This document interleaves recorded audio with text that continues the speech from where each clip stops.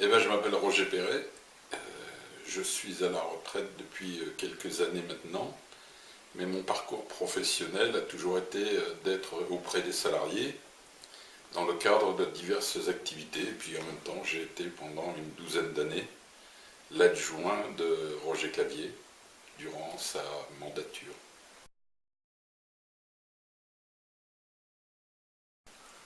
Effectivement, je suis actuellement le président d'une association qui est née en 1945, après la mise en place de la sécurité sociale qui a été instaurée par Ambroise Croizat, comme chacun le connaît.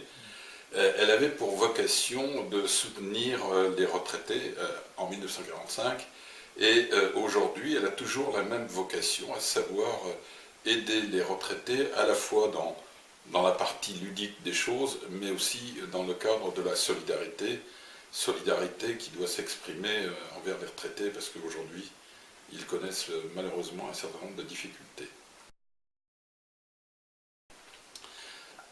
Aussi bien dans la ville qu'ailleurs, vous savez, quand on a des augmentations, qu'on a 75 ans, qu'on pensait être bien tranquille, et qu'on a une augmentation d'impôts sur l'année 2012 là, de 450 ou de 480 €, forcément c'est extrêmement difficile quand on sait que les retraites, en plus, en 2014, n'augmenteront pas avant le mois d'octobre.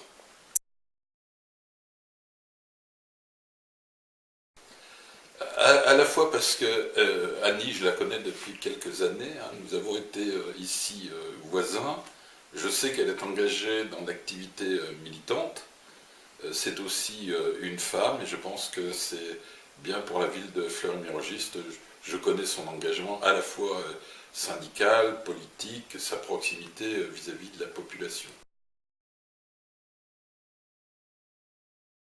Alors, ce que j'attends d'une municipalité de gauche, c'est qu'elle puisse soutenir une véritable politique nationale de gauche en direction des retraités.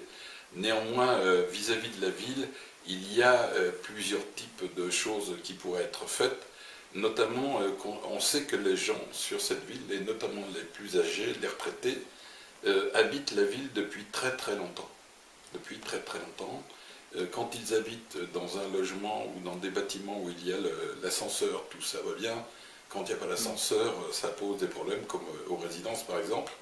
Et malheureusement, quand ces gens ou ces retraités quittent leur logement, avec tout ce que ça peut représenter à la fois de passé, de souvenirs, etc., et qu'ils vont dans un logement qui est plus petit, et déjà c'est difficile de l'obtenir, mais en plus ils ont une élévation de leur loyer, ce qui est complètement anormal. Donc j'attends de la politique de la ville qu'il y ait un véritable parcours pour les habitants de la ville, dès lors qu'ils sont jeunes, et aussi quand ils sont plus vieux.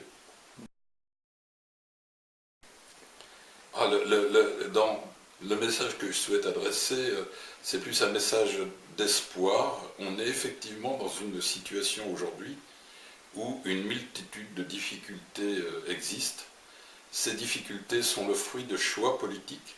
Ces choix ne sont pas inéluctables, il convient de les inverser, et pour ça, moi j'appelle tout le monde à s'engager, à la fois dans les mouvements associatifs, dans les mouvements politiques, et en dernier lieu, à participer massivement aux élections, parce que rien ne serait pire que de penser qu'en s'abstenant, ou de considérer que tout le monde est pareil. Donc j'appelle tout le monde à aller voter.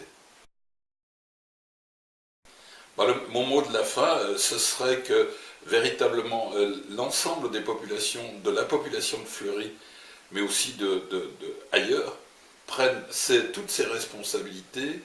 Des sommes d'argent énormes existent, il faut les réorienter vers ceux qui en ont besoin, à savoir les plus humbles, ceux qui travaillent, ceux qui aujourd'hui connaissent des difficultés. Ces difficultés ne sont pas le fruit du hasard, on peut les inverser. C'est un bon d'encouragement. On lâche rien, on lâche rien.